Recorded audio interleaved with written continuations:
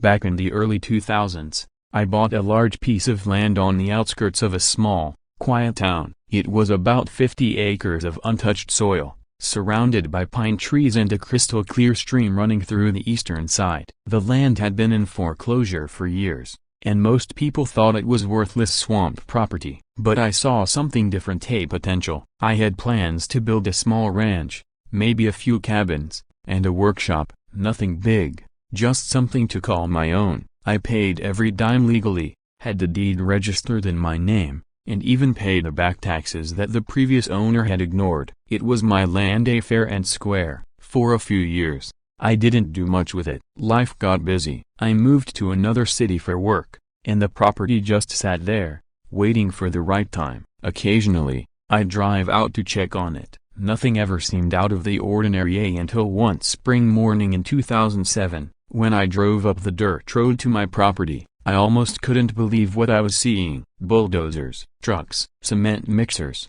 dozens of workers running around like ants. They weren't clearing brush or fixing the road, they were building houses. I parked my truck and walked over to the nearest site. A man in a reflective vest walked up and said, "Sorry sir, this is a restricted construction area. The new subdivision is being developed by the Oakwood Hills Homeowners Association." I just stared at him, confused. Subdivision? On whose land? He gave me a smug smile. Oakwood Hills Development. You must have taken a wrong turn. But I hadn't. This was my land. I recognized the stream, the trees, even the old boundary post I had marked years ago with red paint. I went straight to the county office that same day, and sure enough, the record still showed my name on the deed. But something strange had happened. A clerical adjustment, as they called it, had reassigned part of the plot to a development company under the HOA's umbrella. They'd been building homes there for 6 months, assuming everything was clear. I could have shut it all down right then. I could have filed an injunction,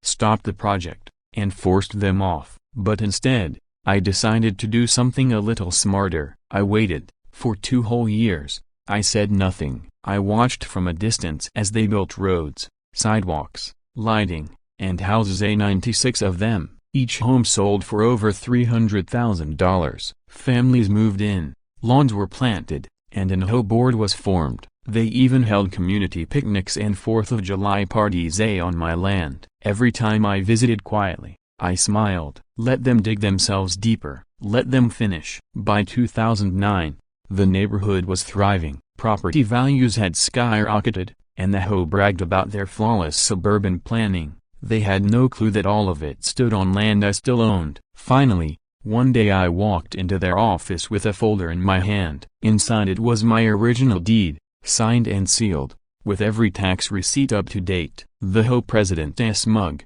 middle-aged man in a suit named Richard A., looked at me with irritation when I told him who I was. "Mr. Collins," I said calmly, "I believe we have something to discuss. You've built quite a beautiful neighborhood on my property." He laughed. "That's impossible. Oakwood Hills Development owns this land." I opened the folder and slid the documents across his desk. "Check the date. Check the county stamp. I never sold it, never leased it, never transferred it." His smile vanished as his eyes scanned the papers. "Theory broken bar, there must be a mistake," he stammered. "Oh, there was," I said, "but not on my end." Within a week, lawyers were calling me from every direction at the HOA, the county, the construction company. They all wanted to negotiate. They offered me settlements, asked me to sell the land now that houses were already standing, but I refused. "You built on private property without permission," I said. "Now we'll settle this my way in court." The courtroom battle that followed was the most surreal experience of my life. The HOA argued that since they had improved the land and built permanent residences,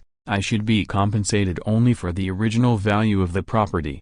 My lawyer, however, tore that argument to shreds. He stood before the judge and said, "Your Honor, my client owns every square inch of that land. The HOA had no right to build there. Every single foundation, every street light, every fence post belongs to him now." The room went silent. The HOA's attorneys turned pale. The residents sitting behind them began whispering among themselves. When the judge finally spoke, his words changed everything. Legally, the land and everything built upon it belongs to the rightful deed holder. That deed is in the plaintiff's name. I won, just like that. 96 brand new homes, worth millions of dollars in total, were now mine. The HOA had accidentally gifted me an entire neighborhood, but I wasn't cruel. I didn't want to throw families out of their homes, so I gave them two options. They could either buy the property under their homes at fair market value, or they could pay rent to stay. Most of them chose to buy. Within 6 months, I had earned more than I ever imagined possible, at all because the HOA didn't check a simple record before they started construction. As for the HOA board, they disbanded soon after. Richard, the president, was sued by half the residents for negligence. The development company went bankrupt, and me?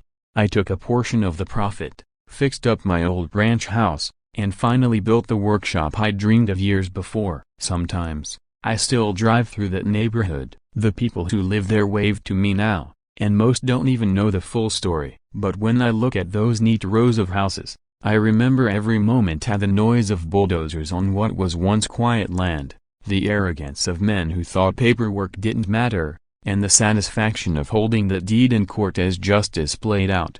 It's a story that reminds me of something simple but powerful. Never underestimate a man who knows what's his, because in the end, I didn't need revenge. I had the law and the patience on.